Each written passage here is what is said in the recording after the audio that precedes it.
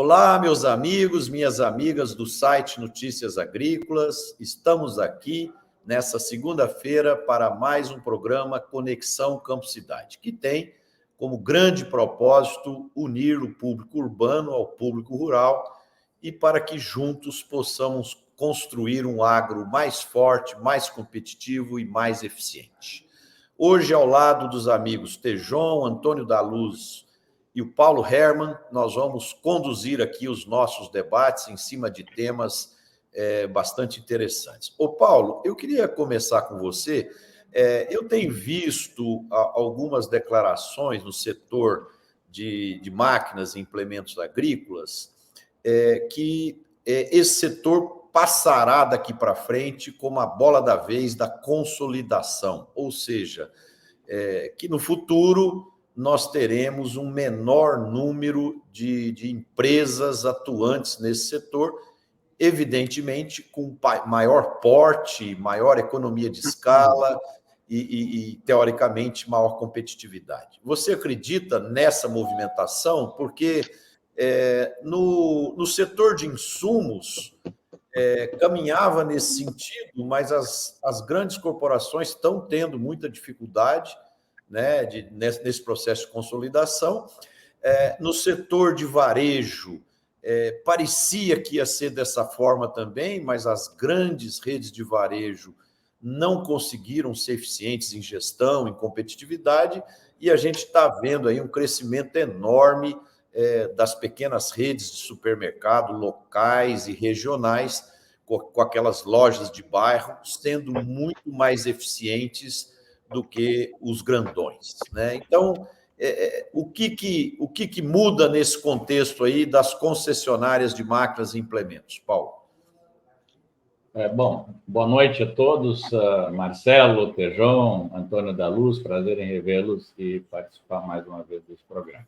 Com relação aos fabricantes de máquinas, essa consolidação já ocorreu. Vamos pegar, eu chamo de as autopropelidas, né? Que são as grandes máquinas de tratores, colheitadeiras. Hoje já tem colheitadeiras, três grandes companhias mundiais que operam no Brasil. Em tratores são 4, 5. Então, do lado dos autopropelidos já houve a consolidação. Do lado dos implementos, o grande desafio. No Brasil, nós temos centenas de fábricas localizadas em todo o território nacional, a maior parte delas no Rio Grande do Sul, fábricas também, a maioria de origem familiar, e eu acho muito difícil que ocorra uma grande consolidação, dada ao fato de que muitas delas operam em nichos de mercado e dificilmente você vai conseguir com diferente trator, colheitadeira, que você consegue com um tipo de máquina atender todo o país. Então, na parte de implementos, eu não creio que vai acontecer muito mais do que alguma consolidação, aquisição aqui ali localizada. Com relação às concessionárias, sim, há uma tendência de consolidação, porque existem estudos que provam que quando um concessionário adquire um porte maior, ele tem, na sua área de atuação, uma participação de mercado maior, ele tem um atendimento melhor, ele tem uma relação, despesas administrativas vis-à-vis faturamento menor e tem uma rentabilidade maior. Agora, isso tudo tem um limite.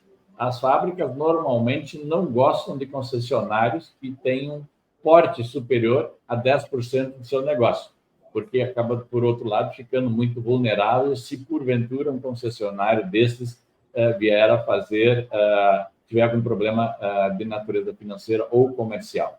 Então, eu acho que, do ponto de vista de máquinas agrícolas, na produção, a coisa está mais ou menos equiparada, e na parte de distribuição ainda há espaço para consolidação, mas não tanto quanto ocorreu.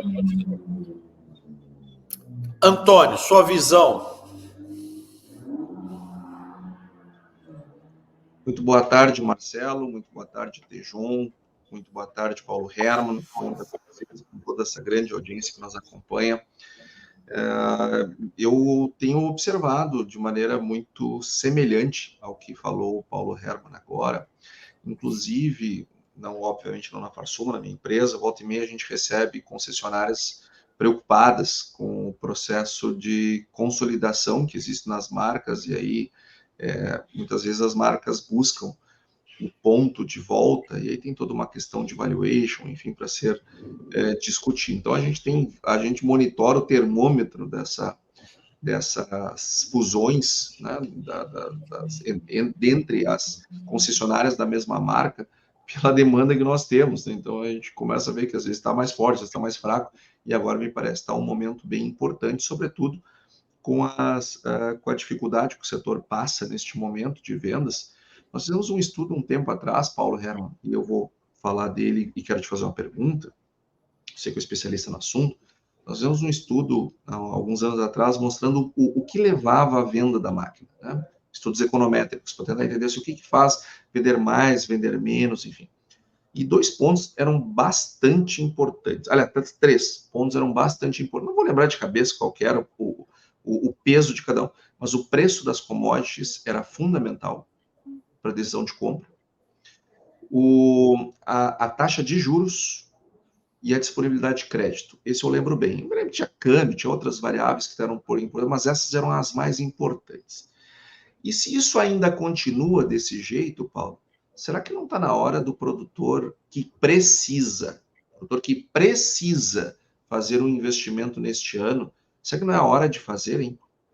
Porque nós estamos num momento de virada dos preços das commodities. E se os preços das máquinas costumam seguir os preços das commodities, tanto para cima quanto para baixo, né, embora não mantenha as proporções, para aquele cara que tá sempre querendo comprar no contraciclo, não é um bom momento, na tua opinião? É boa questão, Antônio. Realmente, de todos os fatores que o agricultor leva em conta, o mais que aparece com mais frequência em primeiro lugar, disparada, é preço de commodity.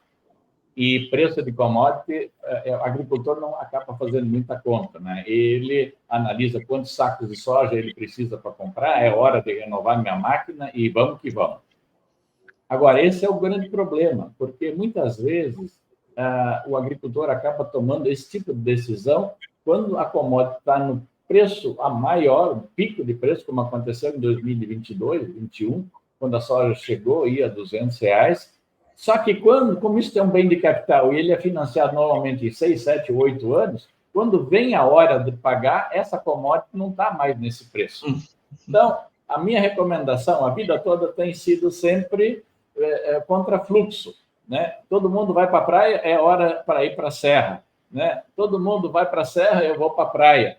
E a hora que ninguém compra, é hora de comprar, né? É hora de comprar, porque é nesse momento que a indústria está disposta a vender, está disposta a fazer sacrifício para vender, concessionário da mesma forma. Você compra uma máquina que foi produzida com a melhor qualidade possível e quando começar a pagar esse equipamento, porque normalmente tem 18 meses de carência, quando começar a pagar, a commodity já vai estar num outro patamar, como é o caso agora, que todo mundo espera, e eu particularmente, que esse preço vá subir a hora que esses números verdadeiros da safra brasileira começarem a aparecer. Então, você está correto. A hora de fazer investimento não é na alta, a hora de fazer investimento é na baixa. Tanto é que, uma vez, um amigo meu, um ano desses aí, eu era mais novinho, e ele falou assim: Paulo, estou precisando de uma crise. E eu disse: mas o que você quer crise? Tudo que a gente não quer é crise, né? E ele falou: eu estou precisando comprar uma fazenda. E fazenda não se compra quando está tudo bem. A gente compra quando a coisa está difícil, né? Tu sabe, Paulo, eu tenho certeza que quando vierem os cortes, né, nós vamos ser criticados por causa disso. Porque parece que a gente está incentivando que as pessoas façam investimento.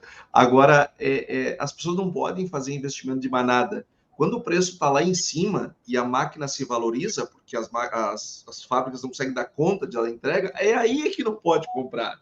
Tem que fazer investimento agora, quando os caras estão podendo. O Antônio, pegando essa linha de vocês aí, Eu fiz um estudo outro dia, singelo, sem preocupação, estatísticas profundas e tal. Eu peguei a média das ações das empresas de defensivos, de sementes, de fertilizantes e vi o valor médio das ações. Para simplificar aqui o raciocínio, as commodities caíram em média, de março a março, 27%, o preço das commodities, e o preço das ações dessas empresas caíram entre 25,5% e 28,5%. Ou seja, caíram praticamente na mesma percentagem, muito parecido, né? Então, isso que vocês estão falando é uma grande verdade, porque quando cai o preço da commodity, o preço do defensivo, do fertilizante, da máquina, tudo não cair também, a cadeia para. João, você, amigo, seus comentários a respeito desse assunto? Eu estou vendo aqui a sabedoria de vocês e eu fico com uma frase marcante do Antônio da Luz. Produtor rural quebra na alta. Genial frase desse nosso amigo, e é exatamente o que vocês estão aí comentando, Paulo. Portanto, a cultura dos ciclos, né? Os ciclos existem, compreender os ciclos é a grande sabedoria. Então, é o meu ensinamento do velho Nishimura. Quando tudo vai bem, se prepara para ir mal. Quando tudo vai mal, você é preparado, vai crescer mais do que todo mundo. A velho Nishimura me falou isso em 1978. E é a sabedoria dos ciclos. Portanto, eu acho que isso é coisa antiga, né, Antônio? Você, como economista que há milênios, né? Talvez seja, nem há séculos, há milênios é assim. E a tua frase, agricultor quebra na alta, é espetacular. João, isso que a gente fala é uma obviedade, quase uma platitude. Todo mundo sabe. O que nós ainda não descobrimos é como a gente faz para dominar as emoções, de modo a organizar as emoções com a razão para fazer isso. Agora, que tem que fazer isso é muito fácil. É muito mais difícil de fazer. Mas quanto mais passa o tempo, Antônio, mais experiente cada um de nós vai ficando, a gente vai vendo que isso é uma pura verdade. Só que os nossos filhos e as gerações mais jovens não têm essa bagagem e eles não respeitam essa lei. E eles vão cometer os mesmos erros novamente, porque o ciclo da vida, infelizmente, é dessa forma, né? Ou felizmente, talvez. Mas, Tejon, você está muito preocupado com a questão do planejamento e você, nós já discutimos isso aqui anteriormente, hoje você fez uma observação lá na Eldorado sobre a relevância da sociedade civil se organizar para planejar mais uma série de atividades para a gente independer dos governos, não é isso? É isso mesmo, Marcelo. Eu vejo que os três poderes hoje estão muito em conflito entre si. O poder legislativo, com o executivo, com o judiciário, poderes de outros países se metendo aqui no nosso também. Então, uma grande confusão dentro do sistema democrático, e isso significa que está na hora da sociedade civil organizada tomar consciência e se reunir. É um tema que a gente já tem tratado aqui, mas eu fiquei muito estimulado ouvindo de novo uma entrevista que eu fiz com o Alisson Paulinelli. Foi no dia 7 de dezembro de 2017, eu gravei isso, e o Alisson me falou: a democracia é o sistema mais espetacular dentre todos, porém, vai para frente quem se organiza, vai para trás quem não se organiza. E eu não confio mais em governos, a afirmação do Alisson. Então, o que nós não estamos vendo, num momento como esse, de conflitos entre os três poderes, é aqui a pergunta que quero deixar, que fiz nesse meu artigo de hoje.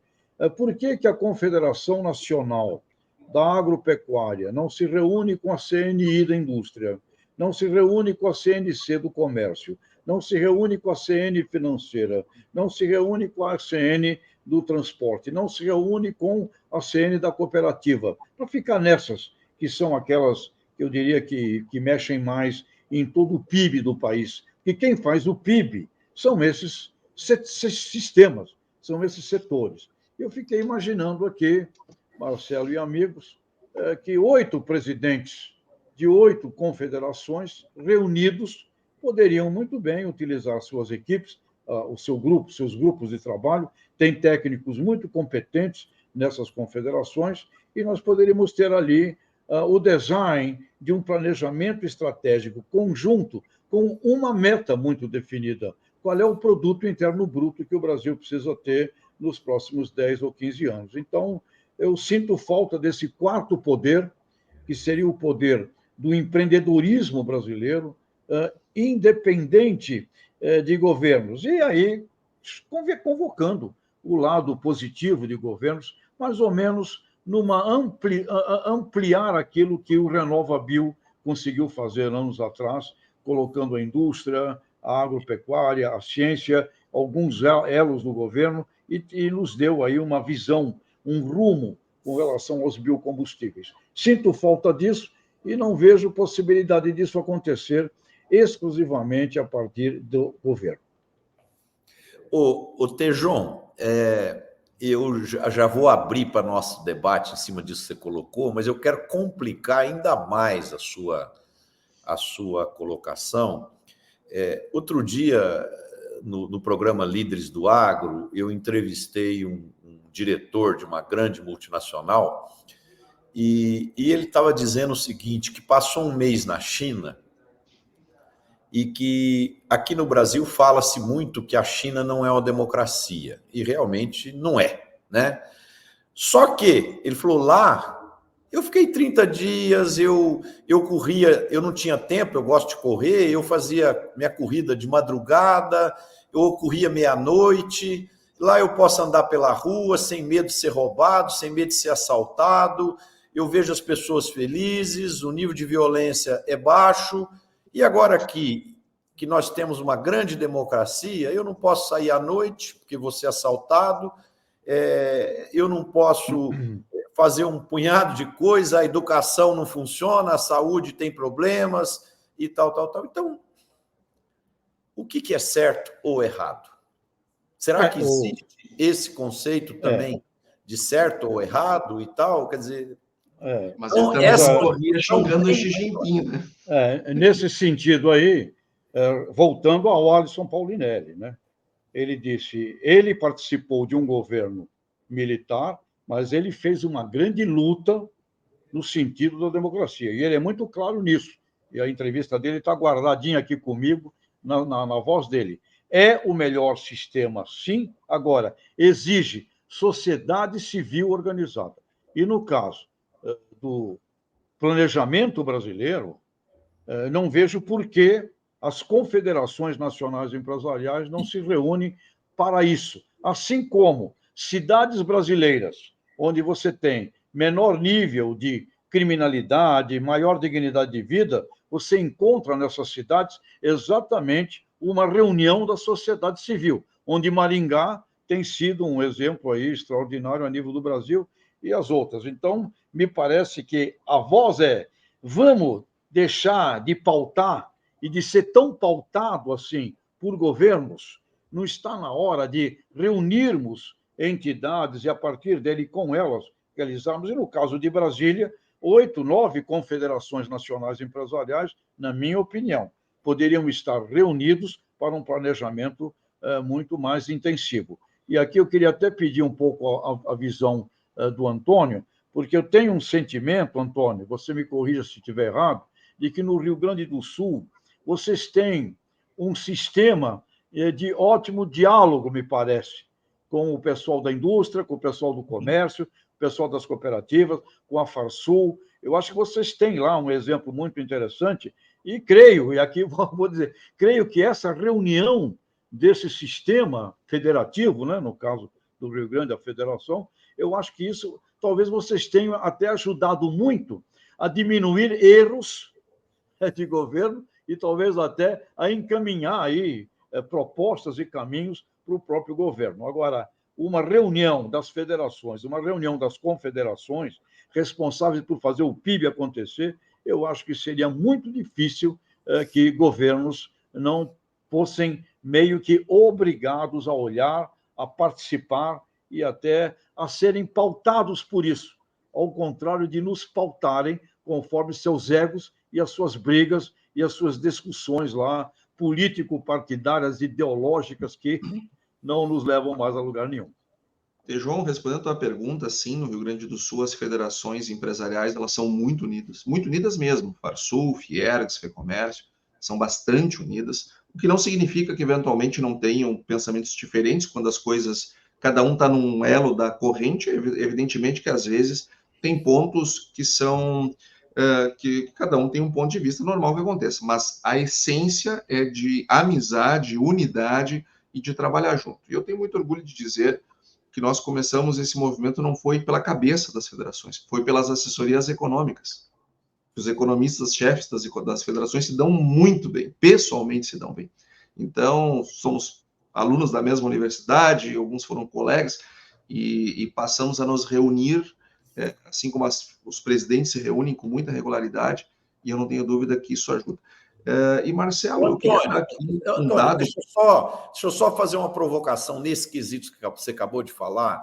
Eu não tenho dúvida nenhuma disso que você falou, mas o que o Tejon está colocando é um passo além. Estar se reunindo, estar conversando, se dar bem, é muito bom. Isso é ótimo. Mas existe um programa integrado das federações... para chegar lá para o governador Eduardo Leite e falar assim, governador, vamos traçar aqui um plano conjunto da iniciativa privada com o governo do estado para a gente crescer dessa forma, priorizar tais áreas estratégicas, gerar tanto de emprego, isso. Existe esse piano tocado a quatro mãos?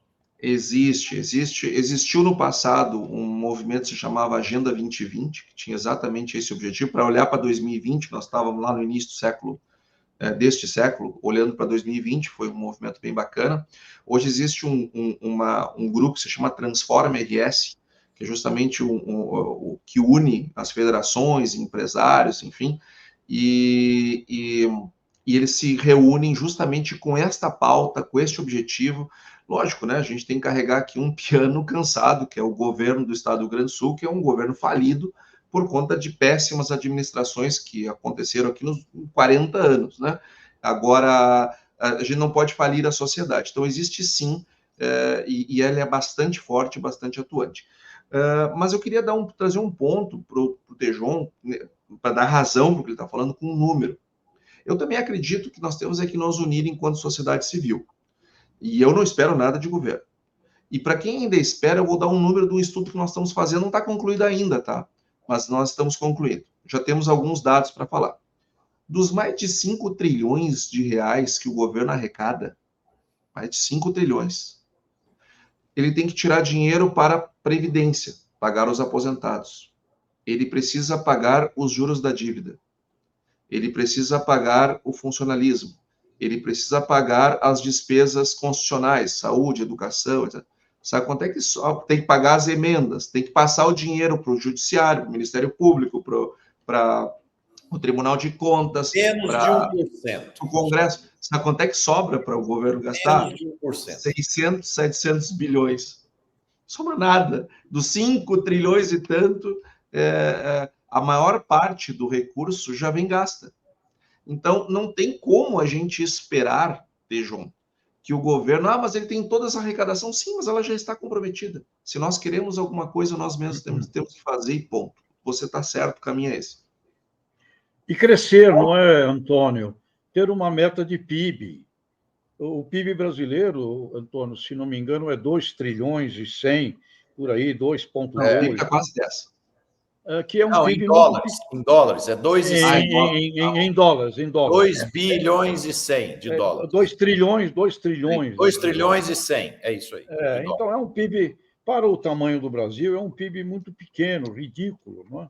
A previsão do FMI é chegar em 3 trilhões de dólares em 2029. E o Brasil será a 8ª maior economia do mundo esse ano e vai continuar em 8º até 2029. Então, mas nós somos apenas 10% da China. Somos 8% de USA, a metade do Japão, a metade da Alemanha. O Brasil é muito grande, tem um potencial enorme. É isso que o Antônio falou, quando a gente pensa como se você fosse o CEO de uma empresa, é o seguinte, eu tenho essas despesas aí. Se eu não vender mais, se eu não faturar mais, se eu não trouxer mais resultado para a companhia, eu estou perdido. Não vou conseguir cortar, e nesse caso não consegue cortar, tem que faturar mais, tem que ir para cima, tem que vender mais, tem que fazer mais negócio. E eu acho que quem tem visão para fazer mais negócio é a categoria empresarial. E, nesse sentido, eu entendo que as confederações nacionais empresariais poderiam estar mais reunidas com uma meta. Vamos dobrar o PIB brasileiro de tamanho fazendo isto, e a gente tem oportunidades aí em tudo que enxerga, não é? Paulo? Olha, não tem como ser não apoiar uma ideia destas, mas a gente tem que ser pragmático também. O mundo está dividido. Há uma falta grande de liderança, não tem uma liderança, um expoente, nem na Europa, nem na América. E com as mídias sociais, todas as pessoas passaram a ter voz e criou-se, então, essa torre de Babel, cada um caminhando numa direção. Deveríamos ter o nosso plano plurianual, não temos, né? Não temos nem plano de governo, quer dizer, um governo vai lá, ganha a eleição e vai tocando e vai pagando as contas na medida do possível. E aí a gente volta para a origem de tudo isso aí, se nós estamos preparados também para ter esse nível de discernimento sobre o nosso país. Se a gente fala sobre a China não é democrática. Ali há um poder central que decide as coisas, né? Certo ou errado, é assim que funciona, é assim que se cria o conceito da disciplina. Nós, como nossa origem, a nossa maneira de trabalhar, a disciplina não é a nossa prioridade.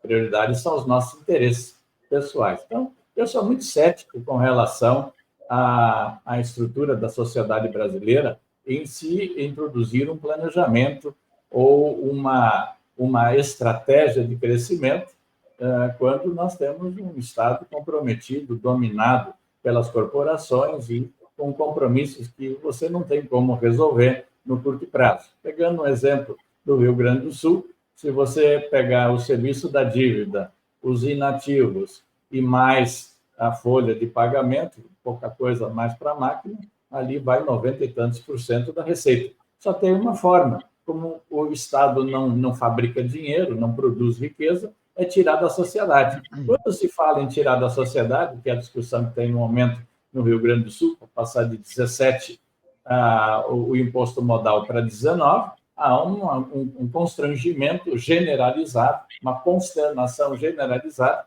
né? Agora, não tem como reduzir a folha, não tem como mandar alguém embora, todo mundo ali é concursado. Então, nós temos uma situação que, sem ser pessimista, é só para quem realmente tem superpoderes para resolver. Então, na essência, eu vejo que a falta de liderança gera esse tipo de alternância aí, que os oportunistas vão surgindo de um lado e de outro lado, a política vira um fla-flu, ou um Grenal, para pegar um exemplo do Rio Grande do Sul, e nada vai para frente, porque as forças opostas, elas, se são de mesma dimensão e tamanho, elas se anulam, e isso que acontece no Brasil.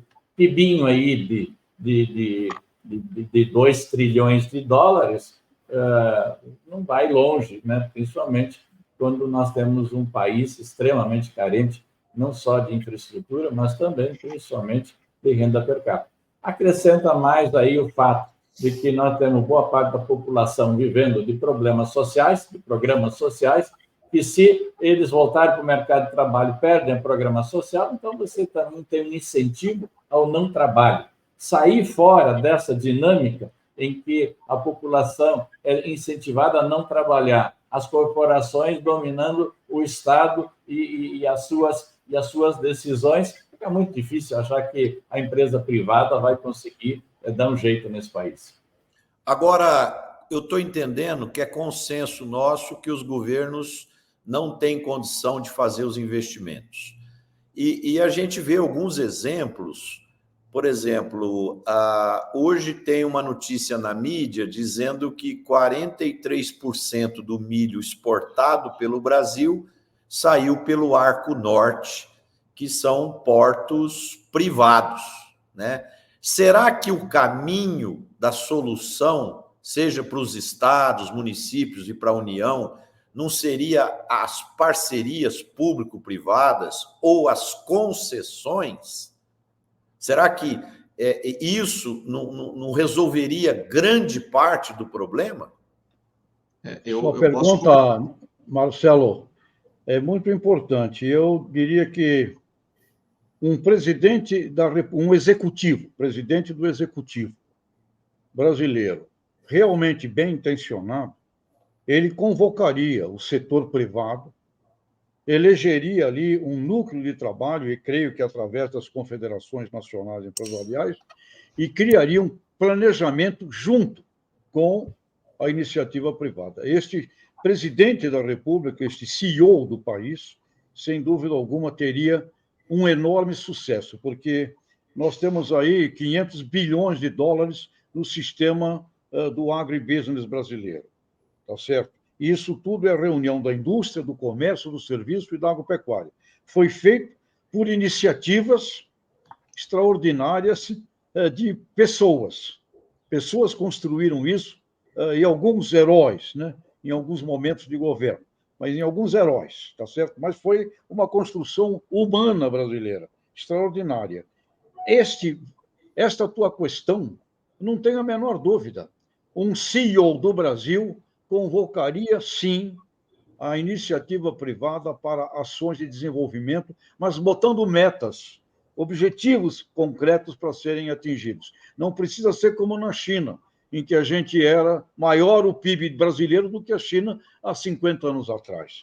O sistema deles lá é um sistema diferente, mas aqui eu diria até que eu vejo uma grande vantagem no povo brasileiro, porque o povo brasileiro é muito legal, é muito bom, é uma mistura de todas as raças. Agora, nós precisamos aqui começar a pautar o que eu entendo que é importante pautar.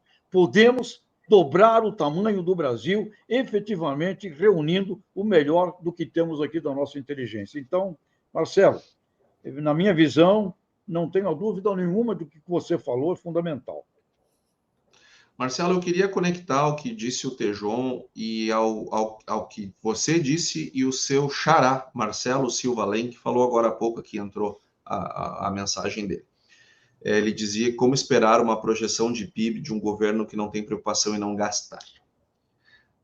Nós temos um fato na China que está acontecendo, acabei de checar o dado. Em 12 meses, eles estão com resultado negativo em 26,10%. Negativo. Investimento estrangeiro direto. Ou seja, o investidor americano, o investidor europeu, principalmente esses dois, estão saindo da China. 26% é a queda. Eu pergunto, para onde estão indo esses recursos? O Brasil não Brasil? Viu, Antônio? Porque o Brasil perdeu. O Brasil perdeu no primeiro trimestre 30 bilhões de reais que saíram da Bolsa. E aí, já que você citou a Bolsa, né? A Bolsa acumula, agora não sei, segunda-feira, mas até sexta-feira passada, ela acumulava uma queda em 2024 de 14%, enquanto a média do mundo está alta de 3%, nós estamos com queda de 14%. Ou seja, esse dinheiro não está vindo para cá, mas eu estava me referindo a investimento estrangeiro direto, ou seja, não é em carteira, é para construir coisas. Eu pergunto, em casos de PPP, quais são os projetos que nós temos disponíveis no Brasil? Quais são os projetos? Que aí é aquilo que o Tejon estava falando, planejamento. Quais são os projetos para receber esse dinheiro? Cadê a segurança jurídica? Por exemplo, a questão da Ferrogrão. Nós estamos com Sua Alteza, o ministro Alexandre de Moraes, em cima do projeto da Ferrogrão. Agora teve o Macron aqui, deu uma medalha para o cacique Raoni, que resolveu ser contra também a Ferrogrão. Então, assim, nós não temos segurança jurídica. Ainda bem que não liberaram a Ferrogrão, porque iam ter começado, iam botar dinheiro e ia travar aquele negócio, e o investidor ia se ferrar. Então, ou seja, nós não temos plano, nós não temos estabilidade econômica, nós não temos bons projetos de PPPs, nós só temos problemas para resolver. Agora, a gente precisa construir a casca para solucionar esses problemas. Como é que vai ser? Eu não sei. Acho que esse caminho que o Tejon está dizendo, de ter um planejamento não centralizado num governo, mas multifacetário, a busca dos consensos mínimos, olha, se resolve todos os problemas do país, eu não sei, mas que traz um horizonte muito melhor do que o que nós temos, eu não tenho dúvida. Paulo, o Brasil tem solução, Paulo? Eita pergunta, hein? Essa pergunta é do $1 bilhão, né? Como brasileiros, nós não podemos ser descrentes no nosso país, né? Eu acho que o país tem todas as condições de ser uma grande potência mundial, principalmente com essa questão do crescimento da população mundial, nossa capacidade e competência para produzir alimentos. Agora, o Antônio fala uma coisa certa: a insegurança jurídica é um desastre. Hoje, por exemplo, o presidente da República ele criou um decreto onde ele autoriza identificar terras para expropriação. Então, quando você quer que alguém venha aqui, porque nós não temos poupança interna para fazer investimento de monta, né? E quando alguém ouve de que da presidência da República sai uma orientação para identificar terras a serem expropriadas, pelo amor de Deus, aí realmente isso não é para a nossa geração. Quem sabe nós vamos ter filhos e netos mais inteligentes, né? Que possam eleger melhor do que nós, para ter uma liderança mais competente para levar esse nosso país para frente. Gente, nós temos um vídeo aí do diretor do site Notícias Agrícolas, do Daniel Olive. Eu queria pedir para a produção jogar o vídeo aí na tela para nós, por favor. Amigos do programa Conexão Campo Cidade, aqui é Ricardo Nicodemos, presidente da BMRA. Estamos lançando o projeto Marca Agro Brasil, uma iniciativa que tem como objetivo tornar o agro uma paixão nacional. Faremos um grande trabalho de posicionamento e de construção de marca para mostrar para a população urbana a força do nosso agro, todo o trabalho que nós desenvolvemos no campo e, por fim, tornar o agro, de fato, admirado pelos brasileiros. Contamos com vocês, venham conosco. Essa iniciativa, eu acho que é uma iniciativa positiva, né? Eu vi um estudo deles dizendo que nessa pesquisa 70% dos brasileiros admiram o agro, mas que 30% tem ainda bastante restrições contra o agro, e essas restrições se dão principalmente nos jovens aí de 14 a 29 anos. Quais são os seus comentários, Paulo Hermann? Olha, a própria BMRA já fez, no passado, uma pesquisa detalhada mostrando exatamente isso que você falou. A grande maioria da população brasileira, principalmente a urbana, ela se orgulha do agro brasileiro, ela sente se conectada com o agro. E agora, nós temos um agro muito tecnificado, né? Um agro que precisa ser explicado. Nossa narrativa é uma narrativa que não é empática. Nossa narrativa é uma narrativa agressiva. Tipo, se nós não produzirmos, você não tem o que comer. Nós é que puxamos esse país. Nós temos que parar de falar assim. Nós temos que mostrar que nós temos uma responsabilidade social, econômica, a executamos com todo o rigor e com todo o compromisso que tem que ter uma boa atividade econômica e mostrar as ferramentas que nós usamos para fazer esses ganhos crescentes de produção e produtividade. Isso que eu chamo de narrativa. Então, essa iniciativa da BMRA tem que ser acolhida por todos de bem, para que a gente construa não uma narrativa, essa narrativa agressiva, essa narrativa de que toda a Europa pode botar dentro do Brasil, que nós somos maior que todo mundo. Isso aí é bobagem, não leva a nada. Isso só é bravata. Nós não precisamos de bravata, nós precisamos construir uma empatia. País que tem como exportação uma grande parte da sua, para onde destina a sua produção, para exportação, precisa construir uma relação empática com o consumidor. Nenhum consumidor compra produto de alguém de quem ele não tem uma relação empática ou ele tem até algumas reservas com relação à maneira com que ele produz seus alimentos. Então, eu acho que está de parabéns à BMRA e no que a gente puder, nós podemos nos somar a eles para criar essa narrativa e essa empatia com relação aos produtos brasileiros. Antônio? Microfone fechado, Antônio.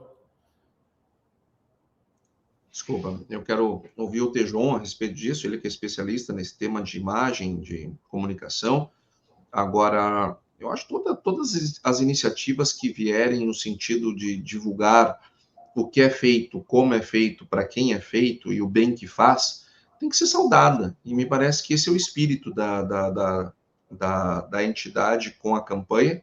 Então, aqui fica o nosso reconhecimento, nosso aplauso e o nosso desejo que dê certo. E aqui estamos à disposição, naquilo que for possível, ajudarmos, porque, como bem disse o Paulo, isso não é um trabalho solitário, né? Isso exige a participação de todos, e todos nós, das pessoas de bem, citando as palavras dele, devem apoiar, então, e faz todo sentido, acho que nós temos que apoiar mesmo. Tejon? Eu fico com as visões do Antônio e do Paulo. O Paulo está colocando algo fundamental, que é o poder da empatia. Se nós não tivermos uma mensagem com empatia, a gente acaba, sem querer, prejudicando tudo isso. Então, é uma iniciativa importante, mais um movimento interessante, importante. Agora, a qualidade da mensagem é sagrado nisso tudo, viu, Paulo, Antônio e Marcelo? Então, daí isso é que a gente vai precisar olhar com muito carinho. Se não formos empáticos, e não pode esquecer que, na verdade, agronegócio, 2/3 dessa dimensão está nas cidades. Indústria, supermercados, o menino que faz a entrega aqui do Rappi, ou seja, esse do pessoal iFood, né? Do iFood, esse pessoal todo é agribusiness, não é? Então, tem que tomar um cuidado, como o Paulo bem salienta, gigantesca na empatia. Caso contrário, a gente termina, sem querer, aumentando aí as divisões, né? Já que o mundo anda muito polarizado, o que não precisamos ter aqui no Brasil é uma polarização, né? De que eu sou agro e tu não. Isso aí não é nada legal, viu? Eu pessoalmente também concordo com vocês. Eu acredito que toda iniciativa que possa ajudar o agro a construir uma imagem melhor em todos os sentidos tem que ser louvável, tem que ser aplaudida. Agora, essa prática que vocês falaram, da empatia, da simplicidade, da humildade, porque muitas vezes o agro é confundido com uma entidade do poder, né? Então, eu acho que nós, como produtores de alimentos, e gosto muito da história, né, que o Roberto Rodrigues sempre conta, da Catherine Deneuve, que, ao receber um prêmio importante do cinema, vai lá e oferece o prêmio à classe agro da França, porque é ela que gera o alimento, a roupa que ela veste, a bolsa que ela usa, o sapato, e tudo vem do agro, né? Então, eu acho que parabéns aí à ABMR, né?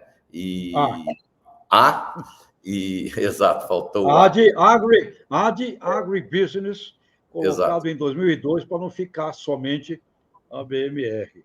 Exato. Então, eu acho muito louvável, parabéns a todo o time aí da associação, e o que precisar do nosso apoio aqui, contem sempre conosco. Eu queria... Pois não? Me permite só uma colocação. Eu acho que o Brasil é um país, quando a gente anda pelo exterior e se identifica como brasileiro, ele imediatamente tem um sorrisinho, porque o Brasil tem uma imagem boa, tinha uma imagem muito boa, que é a história da nossa música, do nosso samba, do futebol, enfim, quer dizer, o Brasil não tem uma marca na paleta, né? Não é um país manchado, né? Nos últimos anos, no governo passado, principalmente, aí nós viramos pária internacional, e é muito mais por falta de comunicar adequadamente as coisas que a gente estava fazendo do que por mérito mesmo. Então, nós já arrancamos com um país que as pessoas têm lá no fundo, uma boa vontade de querer bem.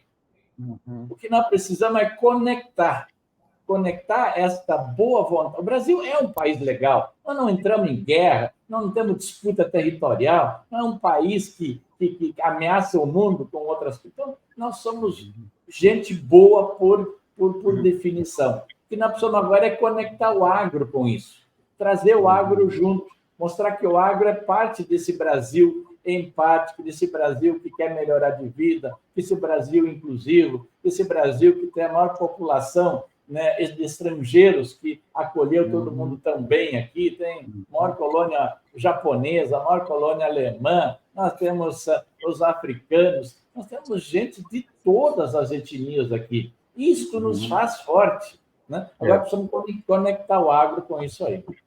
Muito legal. Bom, Paulo. Parabéns. Gente, antes de começar o programa, nós estávamos trocando uma ideia aqui, e nós estávamos discutindo o desconforto que o agricultor fica ao receber previsões de safra com 21 milhões de toneladas de variação, sendo que nós já estamos com mais de 85% da soja colhida, né?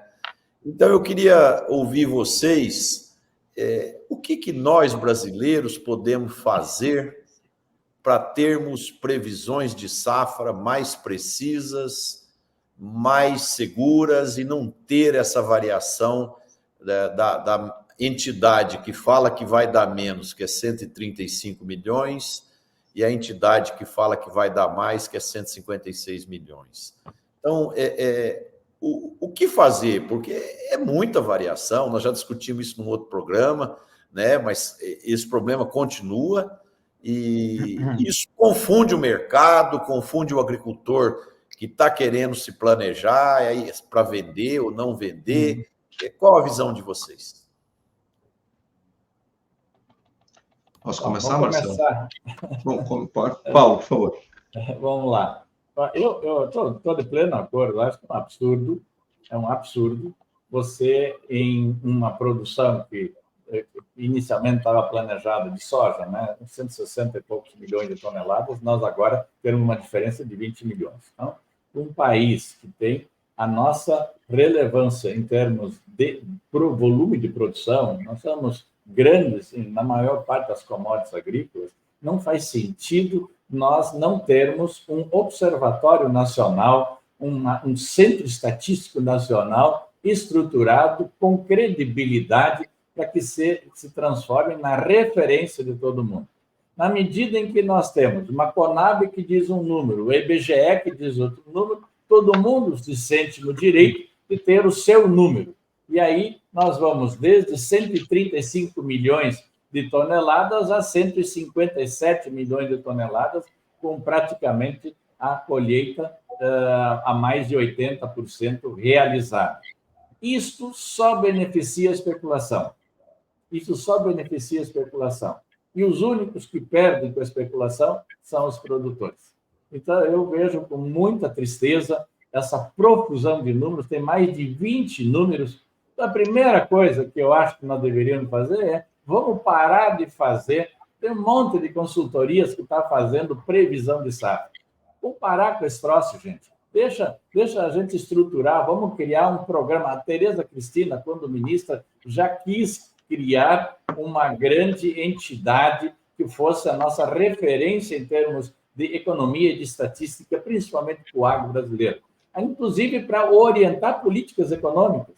Tem ano que talvez a gente tenha que plantar menos milho, menos algodão, ou menos isso, menos aquilo, ou mais daquilo outro.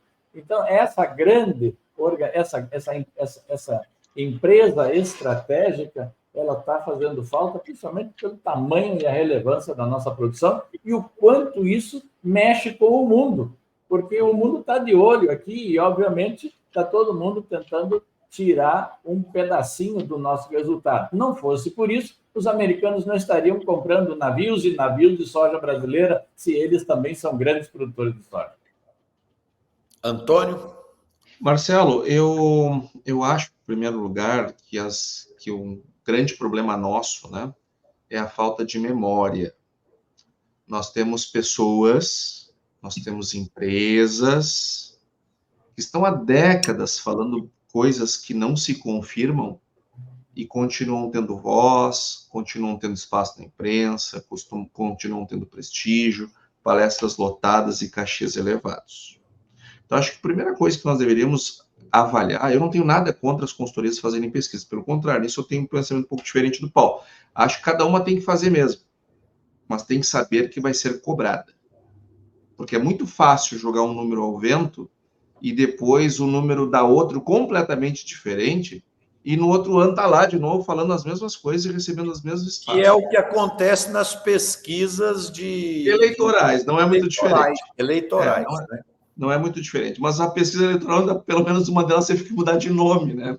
Agora, a gente precisa entender, ter reputação. A gente precisa premiar o bom. Aquele bom que tem sistematicamente feito um bom trabalho, nós temos que premiá-lo, temos que prestigiá-lo, ao passo que aquele que atrapalha com informações ruins devem ser cobrados, sejam pessoas físicas, sejam pessoas jurídicas ou sejam entidades. Precisam ser cobrados. Em segundo lugar, nós precisamos entender de maneira definitiva que informação boa é caro. Não existe informação barata e boa. Existe informação barata e informação boa. Agora, informação barata e boa não existe. É caro. Concordo. Gerar dados bons. Você pega uma Bloomberg, por exemplo, é caro você ter a assinatura dela, mas ali você tem muito dado. E bom. Ou seja, se nós quisermos ter boas estatísticas, nós temos que ter orçamento. Para fazer o censo agropecuário, vamos ter feito ele em 2014. Vamos fazer em 2017, com a metade do orçamento que deveria ser. Enxugamos o questionário porque não tinha dinheiro. Como é que tu vai ter informação boa desse jeito? Aí nós temos pouco recurso, um IBGE que há 90 anos faz isso, e uma Conab que começou a fazer isso há pouco tempo. Nenhum dos dois tem orçamento adequado para fazer um bom levantamento. Mas cada um tem o seu orçamento. Por que não juntar esse negócio para ter dados melhores? Ou seja, nós temos uma questão de que não é prioridade para o país ter bons números e, ao mesmo tempo, porque não investimos, o pouco que investimos ainda pulverizamos para ter duas pesquisas ruins. Temos que entender, queremos números bons, custa caro, mas custa muito mais caro não ter dados bons. Antônio, nós estamos já com o tempo já ficando curto, eu vou pedir a opinião de vocês bem rápido, mas eu queria colocar um dado aqui. A semana retrasada saiu o censo norte-americano do agronegócio deles lá. E mostrou que lá nos Estados Unidos tem 1.900.000 propriedades agrícolas. O número nosso aqui no Brasil é 5 milhões de propriedades agrícolas. E o território norte-americano é 15% maior que o brasileiro. A pergunta que eu faço é a seguinte: será que nós temos 5 milhões de propriedades agrícolas no Brasil? Eu acho que tem sim. A gente tem uma quantidade de pequenas propriedades enorme no nosso país, que é um modelo diferente do modelo americano. Nós temos muitas propriedades pequenas. Inclusive, a pobreza no campo, que não vai dar tempo de falar sobre isso hoje, mas eu gostaria de retomar isso no assunto da semana que vem. A pobreza no campo é impressionante. A quantidade de famílias rurais que vivem não da atividade agropecuária, mas da aposentadoria de um dos membros da família é uma coisa impressionante e assustadora. Segundo os dados brasileiros, 50%, 2,5 milhões de propriedades, o seu proprietário não consegue fazer 2 salários mínimos por mês.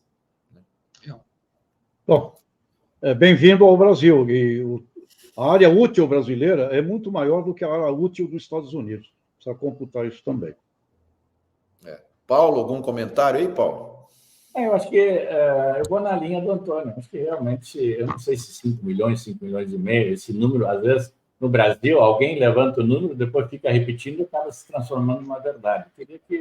Teria que confirmar isso aí, não tenho condições. Agora, dá para dizer que metade da produção de leite no Brasil é feita em propriedades que têm menos de 5 vacas. Então, já está uma ideia aí, né, do tamanho do nosso desafio. E o pior é que estes agricultores, eles não se enquadram em nenhuma categoria protegida. Eles não são sem terra, eles não são favelados, eles não são médios nem grandes, por isso está entrando leite em pó da Argentina e do Uruguai, exatamente porque a capacidade de organização destes, porque eles têm a sua terra, eles são donos da terra, mas são pequenos, não se enquadra dentro daqueles que são usados como massa de manobra, muitas vezes, por esses governos populistas. Legal, gente. 5,5 milhões censo, tá? Vamos fazer a nossa rodada final para fechar o programa. O Tejon, começa com você, sua mensagem Muito final. bem. A minha mensagem é: chega de vitimização. Eu não suporto mais vitimização. E, nesse sentido, eu entendo que a sociedade civil organizada tem que agir, porque eu não suporto mais ser pautado por uma série de polarizações e assuntos que não nos levam mais ao futuro. Portanto, para mim, sociedade civil organizada, é contigo que nós vamos resolver e nós vamos para frente. Essa é a minha mensagem final hoje aqui. Agradecendo muito aqui ao Paulo, querido amigo, grande executivo, com quem eu aprendi muito aí nos tempos lá do Pensa, e que fui lá fazer um trabalho com ele, que fiquei encantado lá com o nosso amigo Paulo. E você, Antônio, vive esse Rio Grande, viu? Marcelão, um grande abraço. Obrigado, Tejon. Antônio, você. Bom, na minha despedida, eu quero agradecer muito a oportunidade de estar contigo, Marcelo, estar com o Tejon e estar com o Paulo Hermann nesse final de tarde. Dizer que eu estive na Europa há uma semana, 10 dias atrás, e é impressionante como toda vez que a gente sai do Brasil, a gente volta com mais convicção que esse país é um país maravilhoso mesmo, com todos os nossos problemas, eles também têm problemas, e é lindo, Paulo, a gente voltar para casa, depois de ter visto umas plantadeirazinhas que parecem uns cortadores de grama, ver as nossas máquinas maravilhosas que tu ajudaste a chegar no nível que nós chegamos, e como isso, nós vemos que o nosso país ele é tecnificado, ele é feito de boa gente, ele é feito de tecnologia, pelo menos no nosso setor, e é isso que nós temos que mostrar, é isso que nós somos um Brasil que dá certo, e que bom que quando nós olhamos para o futuro do nosso setor, a gente vê um oceano de oportunidades e não algo que deu certo no passado. Então, que coisa boa estar aqui com vocês, que coisa boa estar nesse setor. Obrigado, Antônio. Paulo, sua mensagem final? Bom, inicialmente, mais uma vez, obrigado pela oportunidade que me foi dada de participar de uma mesa redonda aí, gente tão importante. E eu acho que o voto também é uma forma da gente ir melhorando o país. Nós estamos vendo que muitas iniciativas aí, translocadas do Executivo, estão sendo barradas no Legislativo. O Legislativo sempre apanhou muito no Brasil, mas nós temos hoje a melhor e a maior bancada do agronegócio brasileiro, da agropecuária brasileira. Nós precisamos continuar valorizando os deputados, os senadores que têm esse vínculo com o campo, que têm essa predisposição de abraçarem essas nossas bandeiras, de planejamento, de investimento, de PPA, de tecnologia, né, de qualificação. Nós temos muita tecnologia no Brasil. Nesses últimos 10 anos, nós praticamente emparelhamos tudo que tem de mais moderno fora do Brasil, está disponível no Brasil, mas nós temos ainda um gap, uma deficiência de qualificação para uso pleno dessa tecnologia que já nos é ofertada. E na semana que vem começa a maior feira brasileira, a AgriShow, em Ribeirão Preto. Então, aqueles que estão me ouvindo, aqui vai um convite para participar desta feira, para visitarem essa feira e verem que realmente o agro brasileiro, a mecanização agrícola brasileira, que é o motor de todo esse desenvolvimento, está oferecendo aos nossos agricultores o que há de mais moderno, de mais avançado no mundo. Obrigado, Paulo. Queria agradecer a você pela presença, agradecer o Antônio, o Tejon, agradecer os nossos internautas que nos assistiram e aqueles que irão nos assistir. Quem gostou do programa, bote um like aí, compartilhe com os amigos, com os familiares, para que o nosso programa se torne cada vez mais conhecido e que ele possa cumprir o seu objetivo de levar cada vez mais ao público urbano e rural as melhores informações sobre o nosso agronegócio. O meu recado final é para os agricultores e agricultoras que nos assistem. Nós tivemos aí nos últimos dias o impacto do conflito entre Israel e Irã, que provocou uma desvalorização do real bastante significativa e provocou alta no preço da soja e do milho aqui no Brasil, mesmo com a queda dessas commodities lá fora, porque o dólar ajudou o setor. Então, eu não estou dizendo aqui para alguém que deve fechar ou que não deve fechar negócio. O que eu quero dizer é o seguinte: gerencie a informação, transforme a informação em conhecimento e use esse conhecimento para você tomar decisões em termos de vender, em termos de hora de comprar, em termos de fazer gestão no seu negócio para que você possa potencializar a rentabilidade do seu negócio. Abraço a todos, a gente se vê na próxima segunda com mais um Conexão Campo Cidade. Abraço.